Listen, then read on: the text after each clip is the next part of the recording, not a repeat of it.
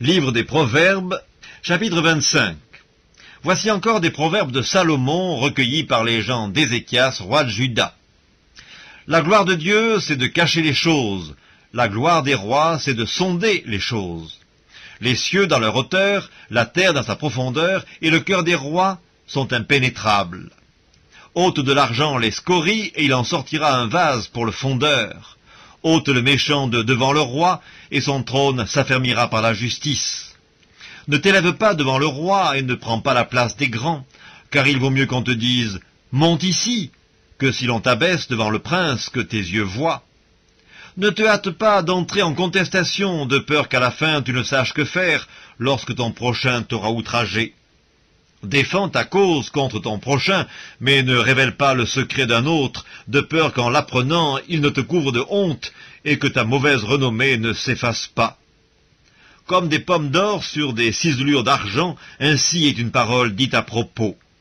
Comme un anneau d'or et une parure d'or fin, ainsi pour une oreille docile est le sage qui réprimande. Comme la fraîcheur de la neige au temps de la moisson, ainsi est un messager fidèle, pour celui qui l'envoie, il restaure l'âme de son maître.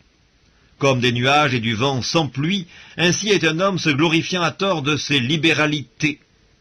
Par la lenteur à la colère on fléchit un prince, et une langue douce peut briser des os. Si tu trouves du miel, n'en mange que ce qui te suffit, de peur que tu n'en sois rassasié et que tu ne le vomisses. Mets rarement le pied dans la maison de ton prochain, de peur qu'il ne soit rassasié de toi et qu'il ne te haïsse. Comme une massue, une épée et une flèche aiguë, ainsi est un homme qui porte un faux témoignage contre son prochain.